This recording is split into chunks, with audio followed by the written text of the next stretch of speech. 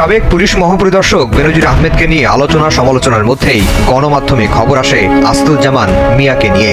এখন 1 কোটি 2 কোটি টাকার কোনো নিউজ আসে, এটা কোনো নিউজ বলে মনে হয় না। হাজার হাজার লক্ষ লক্ষ কোটি টাকা শুনে তো যুগান্তর একটা নিউজ হয়েছিল যে নদী খাল বিল নেই, তবুও 3.5 কোটি টাকার ব্রিজ নির্মাণ করা হচ্ছে, এটা শেরপুরের একটা এলাকাতে।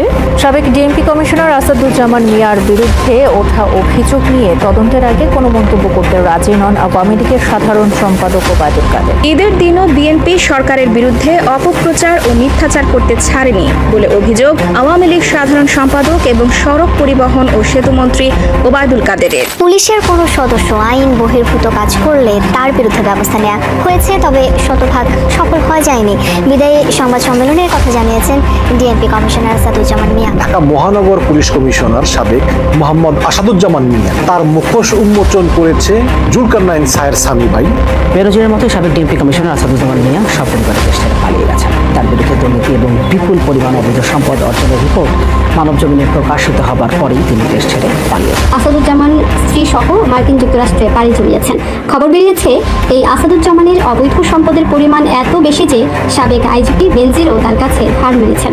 সেন্ট মার্টিন নিয়ে আমার গত ভিডিওতে আমি একটা কথা স্পষ্টভাবে বলেছি, সেন্ট মার্টিন নিয়ে গুজব ছড়ানো যেমন ভুল, তেমনি সেন্ট মার্টিনে কোনো সমস্যা নেই, কোনো সমস্যা হচ্ছে না, সমস্যা শেষ হয়ে গেছে, এটাও ভুল এবং এটা একটা গুজব বলে আমি মনে করি। আসসালামু আলাইকুম রহমতুল্লাহি ওবারাকাতুহ। দর্শক মন্ডলী, আপনাদের মাঝে আবারও নতুন একটি আপডেট ভিডিও নিয়ে হাজির হলাম। দর্শক, আপনারা সম্পূর্ণ ভিডিওটি ধৈর্য সহকারে দেখবেন। দর্শক, আপনাদের দেখাবো খুবই গুরুত্বপূর্ণ ভিডিও। দর্শক, এতদিন আপনারা শুনতে পেয়েছেন যে পুলিশের সাবেক ঊর্ধ্বতন কর্মকর্তা বেনজির আহমেদের অনেক তথ্য আপনারা জানতে পেরেছেন। ইতিমধ্যে আরেকটি তথ্য ভেসে উঠেছে।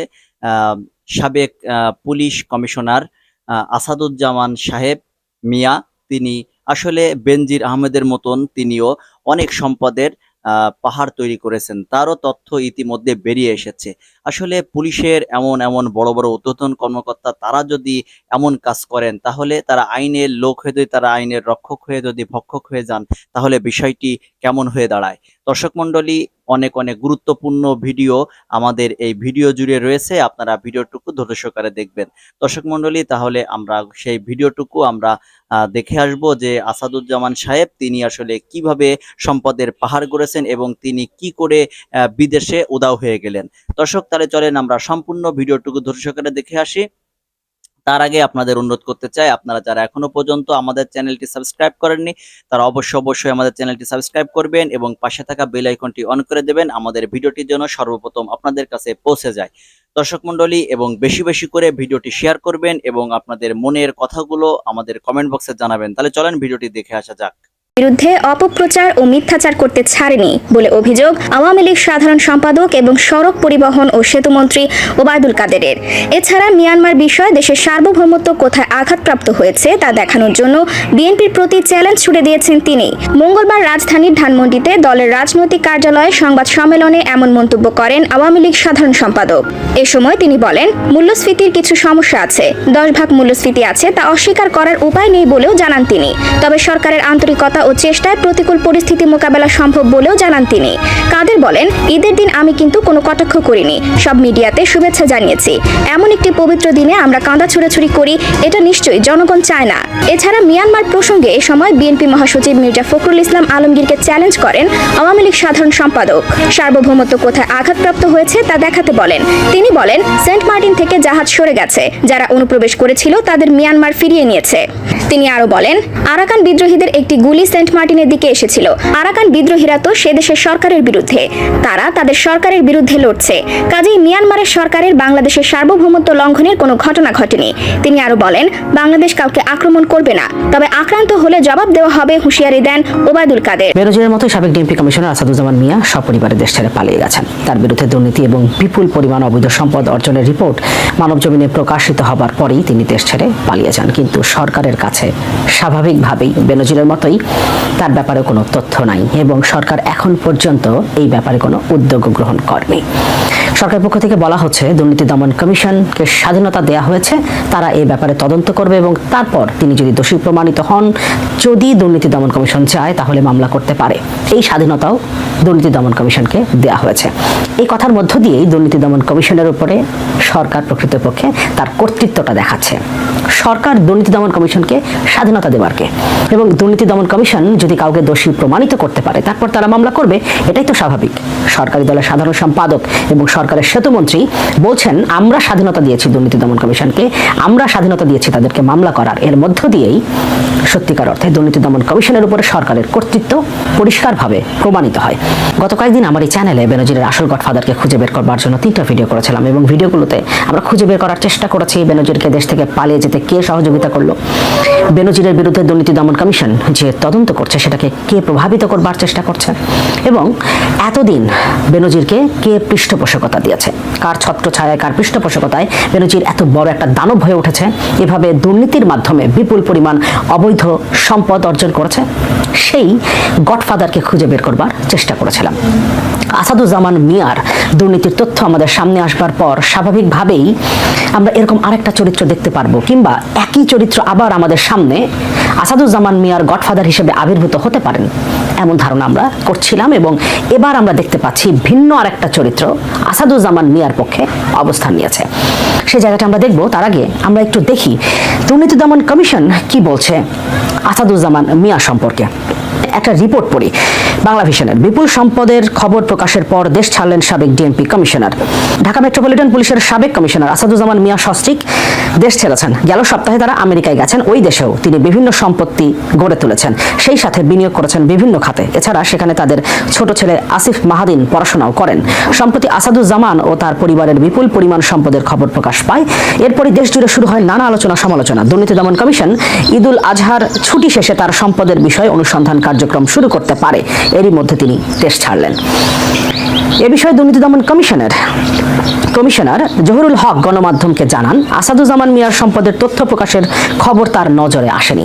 সারা বাংলাদেশ জানে, বাংলাদেশের প্রায় প্রত্যেকটা গণমাধ্যমে এই বিষয়ে খবর প্রকাশিত হয়েছে, প্রত্যেকটা গণমাধ্যমে। অথচ এই তথ্য দুর্নীতি দমন কমিশনের একজন কমিশনার জহুরুল হকের কাছে নেই। যদি সাবেক এই পুলিশ কর্মকর্তার জ্ঞাত আয় বহির্ভূত সম্পদের খোঁজ পাওয়া যায় তাহলে দুদক ব্যবস্থা নেবে, এবং দুদক আদৌ ব্যবস্থা নিতে পারবে কিনা সেই আলোচনায় আমরা একটু পরে যাচ্ছি। সরকারের অত্যন্ত প্রভাবশালী একজন মন্ত্রী এবং সরকারি দলের একজন প্রভাবশালী নেতা কি মন্তব্য করছেন আসাদুজ্জামান মিয়াকে নিয়ে, এবং তিনি যে বেনজিরের গডফাদারের মতো আরেকজন গডফাদার টু আসাদুজ্জামান মিয়া, সেটা আমরা তার মন্তব্যে পরিষ্কার বুঝতে পারবো। দুদকের আইনজীবী খুরশিদ আলম খান বলেন, ছুটির পর তারা অনুসন্ধানের সিদ্ধান্ত নেবেন। অনুসন্ধান করবেন সেটাও বলতে পারছেন না। স্বাভাবিকভাবেই দুর্নীতি দমন কমিশন সরকারের দিকে তাকিয়ে থাকে। সরকার যার ব্যাপারে তদন্ত করতে বলে তার ব্যাপারে তারা তদন্ত করেন, এই কারণে তারা এখনো সিদ্ধান্ত নিতে পারেননি। সরকারি দলের সাধারণ সম্পাদক এবং সেতুমন্ত্রী ওবায়দুল কাদের মন্তব্য করেছেন যে দুর্নীতির তথ্যগুলো গণমাধ্যমের কল্যাণে আমাদের সামনে আসছে, সেগুলো নিয়ে আমরা ব্যবস্থা নেব। তদন্তের পরে যদি দোষী সাব্যস্ত হয় কেউ, তাহলে তার বিরুদ্ধে মামলা করা যেতে পারে, তখন তার ব্যাপারে ব্যবস্থা নেওয়া হবে। সাবেক ডিএমপি কমিশনার আসাদুজ্জামান মিয়ার বিপুল পরিমাণ অবৈধ সম্পদের যে তথ্য গণমাধ্যমে উঠে এসেছে, তারপর বেশ কয়েকদিন তিনি কিন্তু দেশে ছিলেন, এবং তাকে যদি সরকার আটকানোর ন্যূনতম চেষ্টা করত তাহলে সাথে সাথেই তার অন্তত তার দেশ ত্যাগে একটা নিষেধাজ্ঞা দিতে পারত, আপাতত যতদিন তার বিরুদ্ধে তদন্তটা চলে। সরকার কিন্তু সেটা করে নাই। অথচ মাহমুদুর রহমান মান্নার পাসপোর্ট আটকে রেখেছে আজ 9 বছর ধরে। অথচ যে দুটো মামলা তার বিরুদ্ধে দেওয়া হয়েছে, সেই মামলা দুটোর চার্জশিট অর্থাৎ অভিযোগপত্র এখন পর্যন্ত দেওয়া হয় নাই, কিন্তু তারপরে তাকে গ্রেফতার করে 22 মাস কারাগারে রাখা হয়েছে, এবং তার পাসপোর্ট 9 বছর ধরে আটকে রাখা হয়েছে যাতে তিনি বিদেশ যেতে না পারেন, চিকিৎসার জন্য যাতে তিনি বিদেশ যেতে না পারেন। তো ওই ক্ষেত্রে আপনার তদন্ত কোথায় গেছে? দোষী সাব্যস্ত হওয়ার বিষয়টা কোথায় গেছে? নাকি ওবায়দুল কাদেরের এটা একটা ইগো সমস্যা? কারণ পরপর 2 বার ডাকসুতে নির্বাচন করে মাহমুদুর রহমান মান্নার কাছে হেরে গেছেন। স্বরাষ্ট্রমন্ত্রী আসাদুজ্জামান খান কামাল যেভাবে বেনজিরকে ক্লিনচিট দেবার জন্য উঠে পড়ে লেগেছিলেন, একইভাবে আসাদুজ্জামান মিয়াকে ক্লিনচিট দেবার জন্য সরকারি দলের সাধারণ সম্পাদক এবং সেতুমন্ত্রী ওবায়দুল কাদেরও নেমে গেছেন। আমরা একটু তার মন্তব্য দেখব। আসাদুজ্জামান মিয়া প্রসঙ্গে কাদের যত প্রভাবশালী হোক, দুর্নীতির তদন্ত করা হবে। সরকার ও দলের পক্ষ থেকে সবসময় প্রধানমন্ত্রী ও দলীয় সভাপতি দুর্নীতির বিরুদ্ধে জিরো টলারেন্স ঘোষণা করেছেন। অ্যাকচুয়ালি এটা হওয়া উচিত। প্রধানমন্ত্রী ও দলীয় সভাপতি দুর্নীতির বিরুদ্ধে যারা কথা বলে তাদের ব্যাপারে যে জিরো টলারেন্স ঘোষণা করেছেন। মন্তব্য করে বাংলাদেশ আওয়ামী লীগের সাধারণ সম্পাদক ওবায়দুল কাদের বলেছেন, দুদককে স্বাধীনতা দেওয়া হয়েছে। আপনি দুদককে স্বাধীনতা দেওয়ার কে? এই কথার মধ্য দিয়েই ওবায়দুল কাদের প্রমাণ করে দিলেন দুর্নীতি দমন কমিশন কোনো স্বাধীন প্রতিষ্ঠান না, এটা সরকারেরই একটা এক্সটেনশন। সরকার চাইলে তাদেরকে স্বাধীনতা দিতে পারে এবং এই ক্ষেত্রে তিনি দাবি করছেন দুদককে এখন তারা স্বাধীনতা দিয়েছেন। যে যত প্রভাবশালী হোক তার বিরুদ্ধে দুর্নীতির তদন্ত করা যাবে, পারমিশন দিচ্ছেন ওবায়দুল কাদের, দুদককে পারমিশন দিচ্ছেন। তদন্ত শেষে মামলা করা যাবে, মামলা করার পারমিশন দিচ্ছেন, তদন্ত করার পারমিশন দিচ্ছেন, মানে বিচারের আওতায় আসবে। ওবায়দুল কাদের দুর্নীতি দমন কমিশনকে পারমিশন দিলেন, তাদেরকে স্বাধীনতা দিলেন প্রথমে, এরপর তাদেরকে পারমিশন দিচ্ছেন। প্রভাবশালীদের বিরুদ্ধে দুর্নীতির তদন্ত করা যাবে, তদন্ত শেষে মামলাও করা যাবে। এটাই আসলে সরকারের সত্যিকারের চরিত্র। আসাদুজ্জামান মিয়ার দুর্নীতির বিষয়ে যা বললেন ওবায়দুল কাদের। আওয়ামী লীগের সাধারণ সম্পাদক এবং সড়ক পরিবহন ও সেতু মন্ত্রী ওবায়দুল কাদের বলেছেন, সরকার অন্ধকারে ঢিল ছুটতে চায় না। সাবেক ডিএমপি কমিশনার আসাদুজ্জামান মিয়ার বিরুদ্ধে দুর্নীতির তেমন অভিযোগ আসেনি, তবে দুর্নীতি হলে তদন্ত হবে, বিচার হবে। বিচার বিভাগ স্বাধীন, দুদকও স্বাধীন। যে যত প্রভাবশালী হোক তার বিরুদ্ধে দুর্নীতির তদন্ত করা যাবে, তদন্ত শেষে মামলা করা যাবে, মানে বিচারের আওতায় আসবে। মঙ্গলবার রাজধানীর ধানমন্ডিস্থ আওয়ামী লীগ সভাপতি শেখ হাসিনার রাজনৈতিক কার্যালয়ে সমসাময়িক বিষয় নিয়ে আয়োজিত সংবাদ সম্মেলনে তিনি এসব কথা বলেন। গত 16 জুন একটি গণমাধ্যমে ঢাকা মহানগর পুলিশ ডিএমপির সাবেক কমিশনার আসাদুজ্জামান মিয়ার অঢেল সম্পত্তির তথ্য দিয়ে খবর প্রকাশিত হয়। পুলিশের সাবেক একজন কর্মকর্তার বিরুদ্ধে এই অভিযোগের বিষয়ে এক প্রশ্নের জবাবে ওবায়দুল কাদের বলেন, আসাদুজ্জামান মিয়ার বিরুদ্ধে দুদক তদন্ত করেনি, তার ব্যাপারে কি করে জানাবো? সরকার নজরে আসার আগে সরকার কিভাবে ব্যবস্থা নেবে? যখনই কোনো দুর্নীতির অভিযোগ নজরে এসেছে ব্যবস্থা নিয়েছি। গণমাধ্যমে আসার পর কিংবা সরকারের নজরে আসার পর সরকার কারো দুর্নীতির বিরুদ্ধে ব্যবস্থা নেয়নি, এমন ঘটনা ঘটেনি। তিনি বলেন, প্রধানমন্ত্রী শেখ হাসিনা দুর্নীতির বিরুদ্ধে জিরো টলারেন্স নীতি ঘোষণা দিয়েছেন এবং দুদককেও স্বাধীন করেছেন। যতই প্রভাবশালী হোক দুর্নীতি করলে কারো ছাড় নেই। এদিকে এবার আসাদুজ্জামানের দুর্নীতির তদন্তে নামছে দুদক, জেনে নিন বিস্তারিত। পুলিশের সাবেক মহাপরিদর্শক আইজিপি বেনজির আহমেদের বিরুদ্ধে আসা শত শত কোটি টাকার দুর্নীতির অভিযোগে অনুসন্ধান করছে দুর্নীতি দমন কমিশন দুদক। ইতিমধ্যে দুদক পুলিশের বহুল বিতর্কিত সাবেক কর্মকর্তাকে তলব করেছে। বেনজির ইস্যু শেষ হওয়ার আগে পুলিশের আরেক দুর্দান্ত প্রতাপশালী সাবেক কর্মকর্তা আসাদুজ্জামান মিয়ার বিপুল পরিমাণ সম্পদের তথ্য গণমাধ্যমে প্রকাশিত হয়েছে। ঢাকা মহানগর পুলিশের কমিশনের দায়িত্ব পালনকালে ক্ষমতার অপব্যবহার করে তিনি বিপুল সম্পদ অর্জন করেছেন বলে গণমাধ্যমের অনুসন্ধানে এসেছে। তার বিষয়ে দুদক অনুসন্ধান কার্যক্রম শুরু করতে পারে বলে ইঙ্গিত দিয়েছেন প্রতিষ্ঠানটির প্রধান আইনজীবী অ্যাডভোকেট খুরশিদ আলম খান। খুরশিদ আলম খান একটি টিভি চ্যানেলকে বলেছেন, ডিএমপির সাবেক কমিশনার আসাদুজ্জামান মিয়ার অবৈধ সম্পদে যে তথ্য সংবাদ মাধ্যমে প্রকাশিত হয়েছে দুদক তা আমলে নিয়ে অনুসন্ধান চালাতে পারে। পুলিশ বাহিনীর ভাবমূর্তি ও মর্যাদা রক্ষার স্বার্থেই এগুলোর অনুসন্ধান হওয়া দরকার। বেনজির কেলেঙ্কারির পর পুলিশের আরেক কর্মকর্তা আসাদুজ্জামান মিয়ার দুর্নীতির বিষয়ে আওয়ামী লীগের সাধারণ সম্পাদক এবং সড়ক পরিবহন ও সেতুমন্ত্রী ওবায়দুল কাদের মঙ্গলবার সাংবাদিকদের বলেছেন, যতই প্রভাবশালী হোক দুর্নীতি করলে কারো ছাড় নেই। দুর্নীতির বিরুদ্ধে জিরো টলারেন্স নীতি ঘোষণা দিয়েছেন এবং দুদককেও স্বাধীন করেছেন প্রধানমন্ত্রী শেখ হাসিনা। যতই প্রভাবশালী হোক দুর্নীতি করলে কারো ছাড় নেই। ওবায়দুল কাদের আরো বলেন যে যত বড় শক্তিশালী হোক না কেন দুর্নীতি করলে তদন্ত হবে, দুদক এটি করবে। দুর্নীতি হলে তদন্ত হবে, বিচার হবে। বিচার বিভাগ স্বাধীন, দুদকও স্বাধীন। যে যত প্রভাবশালী হোক তার বিরুদ্ধে দুর্নীতি তদন্ত করা যাবে, তদন্ত শেষে মামলা করা যাবে, মানে বিচারের আওতায় আসবে। সম্প্রতি বিভিন্ন গণমাধ্যমের প্রতিবেদনে ডিএমপির সাবেক কমিশনার আসাদুজ্জামান মিয়া ও তার পরিবারের রাজধানীতে একাধিক ফ্ল্যাট, প্লট, বাড়ি ও জমির তথ্য পাওয়ার খবর প্রকাশ করেছে। গণমাধ্যমে প্রকাশিত খবর থেকে জানা গেছে, পুলিশের সাবেক এই ঊর্ধ্বতন কর্মকর্তার স্ত্রীর নামে ঢাকায় একটি বাড়ি ও 2টি ফ্ল্যাট এবং মেয়ের নামে একটি ফ্ল্যাট রয়েছে। এছাড়া ঢাকা, গাজীপুর ও নারায়ণগঞ্জে তার স্ত্রী ও সন্তানদের নামে 67 শতক জমি রয়েছে। এই 3 জেলায় তার পরিবারের সদস্যদের নামে রয়েছে আরও 166 শতক জমি। এদিকে দুর্নীতি ও ক্ষমতার অপব্যবহার করে বিপুল সম্পদ লাভের তথ্য গণমাধ্যমে প্রকাশ হওয়ার পর আসাদুজ্জামান মিয়া পরিবার পরিজনদের নিয়ে দেশ ত্যাগ করেছেন বলে বিভিন্ন গণমাধ্যমে খবর প্রকাশিত হয়েছে।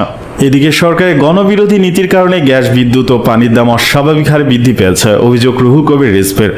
বিএনপির সিনিয়র যুগ্ম মহাসচিব রুহুল কবির রিজভি বলেছেন, দামি সরকারের গণবিরোধী নীতির কারণে জ্বালানি তেলের দাম বৃদ্ধি পেয়েছে, পানির দাম বৃদ্ধি পেয়েছে, বিদ্যুতের দাম বৃদ্ধি পেয়েছে, সব জিনিসের দাম অস্বাভাবিক বৃদ্ধি পেয়েছে। তিনি বলেন, গ্রামে বিদ্যুৎ শুধু যায়, আসে না। কখন আসে তার কোনো ঠিক নাই। যারা গ্রামে ঈদ করতে গিয়েছিলেন তারা এসে অনেকে বলেছেন যতটুকু আইপিএস এর বিদ্যুতের ব্যাকআপ দরকার সেটুকুও পায় না। 15 থেকে 20 মিনিটের জন্য বিদ্যুৎ আসে, আবার চলে যায়। 2 থেকে 3 ঘন্টা পর আধা ঘন্টার জন্য বিদ্যুৎ আসে, তারপর আর খোঁজ পাওয়া যায় না। আপনারা দেখেছেন এই ঈদে ঢাকায় গ্যাসের অভাবে মানুষ রান্না করতে পারেনি। বাড়িতে বাড়িতে মাংস নষ্ট হয়ে গেছে বিদ্যুৎ ও গ্যাসের অভাবে। ফ্রিজ চলে না বিদ্যুতের জন্য, গ্যাসের জন্য আগুন জ্বলে না। যে অহংকার করে প্রধানমন্ত্রী তার উন্নয়নের কথা বলেন, সে উন্নয়ন হলো কাগজ থেকে যেমন থুতু দিয়ে জোড়া লাগানো হলে জোড়া লাগে, ঠিক শেখ হাসিনার উন্নয়নও সেরকম, যার কারণে ধপাস করে শেখ হাসিনার উন্নয়ন পড়ে গেছে। বিএনপি চেয়ারপারসন বেগম খালেদা জিয়ার নিঃশর্ত মুক্তি এবং গ্যাস, বিদ্যুৎ ও পানির মূল্য বৃদ্ধির প্রতিবাদে বিএনপি ও এর অঙ্গ সহযোগী সংগঠন কর্তৃক আয়োজিত বিক্ষোভ মিছিল শেষে প্রধান অতিথির বক্তব্যে তিনি এসব কথা বলেন। রুহুল কবির রিজভির নেতৃত্বে নয়াপল্টন থেকে বিক্ষোভ মিছিলটি শুরু হয়ে নাইটিঙ্গেল মোড় হয়ে আবার নয়াপল্টনে এসে শেষ হয়। সেন্ট মার্টিন নিয়ে আমার গত ভিডিওতে আমি একটা কথা স্পষ্টভাবে বলেছি, সেন্ট মার্টিন নিয়ে গুজব ছড়ানো যেমন ভুল, তেমনি সেন্ট মার্টিনে কোনো সমস্যা নেই, কোনো সমস্যা হচ্ছে না, সমস্যা শেষ হয়ে গেছে, এটাও ভুল এবং এটা একটা গুজব বলে আমি মনে করি। এবং সেটা যদি গুজব মনে করে থাকি তাহলে জনাব ওবায়দুল কাদেরও গুজব ছড়াচ্ছেন। তিনি গতকাল একটা সাংবাদিকদের সাথে কথা বলার সময় এভাবে বলেছেন, একটু পড়ি। বাংলাদেশের সার্বভৌমত্ব কোথায় আঘাত আনা হচ্ছে? মির্জা ফখরুল ইসলাম আলমগীর করে চ্যালেঞ্জ জানিয়ে বলছেন, আমি আবারও পড়ি, বাংলাদেশের সার্বভৌমত্বকে কোথায় আঘাত আনা হচ্ছে? অনুপ্রবেশকারীরা চলে গেছে, জাহাজও সরে গেছে। মানে অনুপ্রবেশকারীরাও চলে গেছে, জাহাজও সরে গেছে। জাহাজ সরে গেছে এই ধরনের একটা রিপোর্ট আমরা পত্রপত্রিকায়ও দেখেছি, কিন্তু আসলে ওখানকার পরিস্থিতি কি? এবং আমি খুব অবাক হয়ে দেখি বাংলাদেশের পত্রপত্রিকা এই ব্যাপারে খুব ডিটেইলড আপডেট জানায়নি, বরং আমরা বিদেশি যেসব পোর্টাল আছে তাদেরকে এই ব্যাপারটা বেটার কভার করতে দেখছি। বিবিসি বাংলা করেছে, ডয়চে ভেলে করছে। আমি ডয়চে ভেলের একটা রিপোর্টের প্রতি আপনাদের দৃষ্টি আকর্ষণ করতে চাই। এটা 17 তারিখ, মানে ঈদের দিন এই রিপোর্টটা পাবলিশড হয়েছে। হেডলাইন হচ্ছে সেন্ট মার্টিনে খাদ্য সংকট। সব সমস্যার যদি সমাধান হয়ে থাকে, সেন্ট মার্টিনে খাদ্য সংকট কেন চলছে? রিপোর্ট একটু পড়তে চাই। আমরা অনেকে হয়তো পড়িনি, অনেকে চোখে পড়েনি, তাই আমরা একটু খেয়াল করব। মানে যেটা হচ্ছে, মিয়ানমার সেনাবাহিনী ও আরাকান আর্মি সংঘাতের কারণে নাফ নদী ব্যবহার করা যাচ্ছে না, নৌপথ ছাড়া যোগাযোগের আর তেমন কোনো পথ নেই।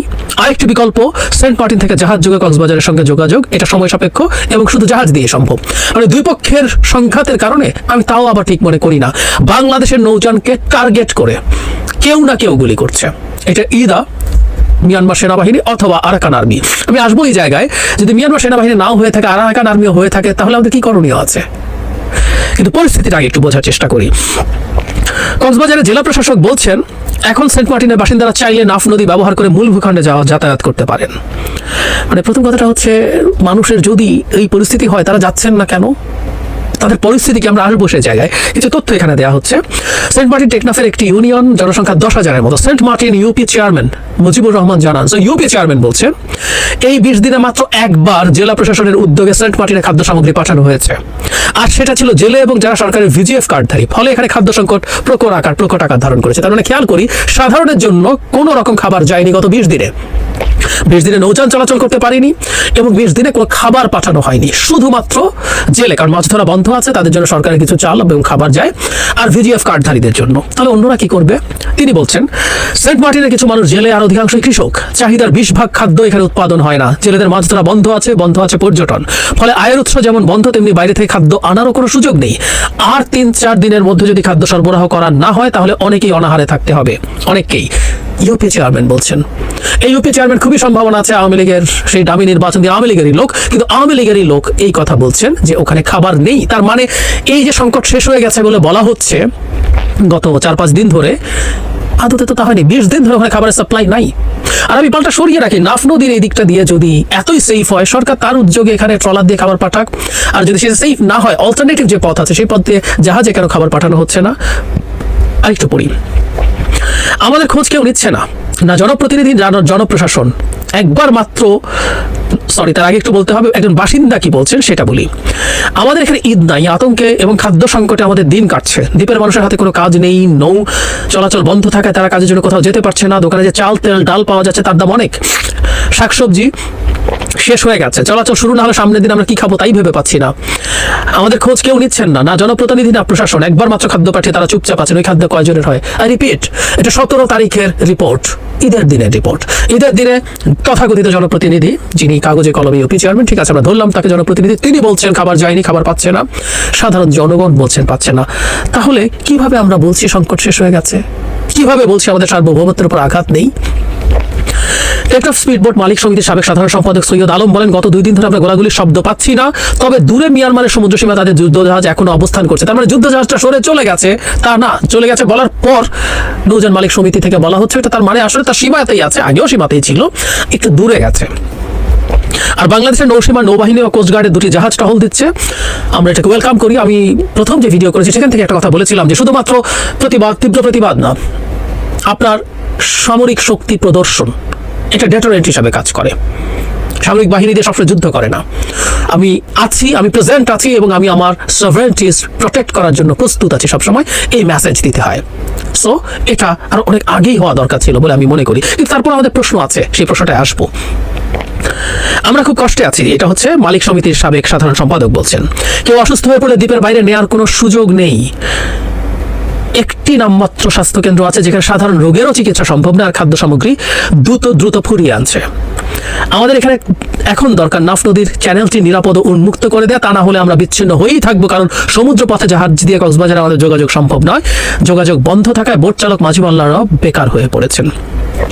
তার মানে খুব স্পষ্ট, সেন্ট মার্টিনস এখনো কার্যত বিচ্ছিন্ন। আমাদের নৌবাহিনী এবং কোস্টগার্ড যখন পাহারা দিচ্ছে, সেই পাহারাটা দরকার আরো বাড়ানো দরকার, যাতে এই নাফ নদী দিয়েই যোগাযোগটা হওয়া সম্ভব হয়। এটা আমরা খুব স্ট্রংলি দাবি করছি। জেলা প্রশাসক যথারীতি ডামি সরকারের অধীনে যেসব লোকজন চাকরি টাকরি করে তারা কি বলবো আমরা ধারণা করতে পারি। উনি বলছেন তাদের খাদ্যের প্রয়োজন হলে আমরা আরো খাবার পাঠাবো, আর এখন তারা চাইলে নাফ নদী ব্যবহার করতে পারেন। মানে এসব মানুষজনের লিস্ট কোনো সেন্স থাকলে, মানে ব্যাপারটা এরকম যে আমাদেরকে যা বলবে উনি যেহেতু ডিসি, ওনার কথা আমাদেরকে মানতে হবে, তাই তো 20 দিনে একবার খাবার পাঠানো হয়েছে, এটা ইউপি চেয়ারম্যান বলছেন, ওখানটা সাধারণ মানুষ বলছেন। তাও কাদের জন্য? এটা সাধারণের জন্য কোনো খাবার না, এটা হচ্ছে যেহেতু মাছ ধরা বন্ধ আছে, মাঝি যারা মাছ ধরেন, জেলে যারা মাছ ধরেন তাদের জন্য এবং ভিজিএফ কার্ডধারীদের জন্য। উনি প্রয়োজন হলে, মানে প্রয়োজনে কি অবস্থা আমরা কি দেখছি না? আর এমনিতেই কিছুটা শর্টেজ হলে মানুষের কি পরিস্থিতি হয় সেটা আমরা বুঝি না। আর বলছেন নাফ নদী দিয়ে চাইলে পারেন। তো স্পিডবোট মালিক সমিতির যে সাধারণ সম্পাদক, যার জীবন জীবিকা জড়িত এটার সাথে, যিনি খেতে পারছেন না প্রচুর মাঝি মাল্লা, তারা হাউস করে বন্ধ করে রাখছে। তারা বিএনপি জামাত করে, তারা বিরোধী দল করে, সরকারকে বিপদে ফেলার জন্য ইচ্ছা করে স্পিডবোট বন্ধ করে ফাজলামো করছে। আমি প্রায় বলি, মানে এই মানুষগুলো কাগজে কলমে সরকারকে রিপ্রেজেন্ট করে জেলা পরিস্থিতিতে, জেলা প্রশাসনে। উনি বলছেন, ডিসি বলছেন, এখানে যা হচ্ছে তা তো মিয়ানমারের অভ্যন্তরীণ ব্যাপার। সেন্ট মার্টিনের লোকজন আবহাওয়ার কারণে এই নৌপথ এখন ব্যবহার করছে না, তারা তো এই পরিস্থিতির মধ্যে আসা যাওয়া করেন। তারপর আমরা একটু পরীক্ষা করে দেখতে ইত্যাদি নৌপথ ব্যবহার করতে পারেন, আবহাওয়ায় নাকি ব্যবহার করে। তার মানে এই সময় এই 20 দিন যে পরিস্থিতি আছে বছরে, এই 20 দিন আর কখনো আসে নাই, যে 20 দিন তারা সব বসেছিল। মানে আমি বারবার বলছি, আমরা মানুষের এই চরম সংকটের ব্যাপারটাকে আন্ডারমাইন করছি। একটা স্বৈরাচারী শাসক যখন ক্ষমতায় থাকে, তার ডিসিরা এমন ভাবেই কথা বলবেন, বলার কথা। আর মিয়ানমারের অভ্যন্তরীণ ব্যাপার এখানে প্রশ্ন আসছে কেন? আমি আবারও বলছি, আমি দেখলাম বাংলাদেশের কিছু তথাকথিত সামরিক বিশেষজ্ঞ আছেন, তারাও টিভিতে এসে বা পত্রপত্রিকায় বলছেন যে এটা নিয়ে ভুল বলা হচ্ছে, এই সংঘাতের জন্য যা হয়েছে তা আমরা আমাদের এখানে সেন্ট মার্টিন টার্গেট না। মানে একটু বলি, আসলে প্রথম কথাটা হচ্ছে সামরিক জ্ঞান ট্যান চাইলে অর্জন করা যায়, ওর জন্য মিলিটারিতে চাকরি করতে হয় না, এভাবে বলার জন্য আমি দুঃখিত। কিন্তু আমরা কাণ্ড জ্ঞান ব্যবহার যদি করি যে বাংলাদেশের এই রুটে চলাচলকারী প্রতিটা নৌযান স্পিডবোটকে টার্গেট করে গুলি করা হচ্ছে, তো তাহলে এটা ওই দুই পক্ষের গুলির ক্রসফায়ার আমরা পড়েছি। আমাদেরকে তাই বোঝাতে চান তারা।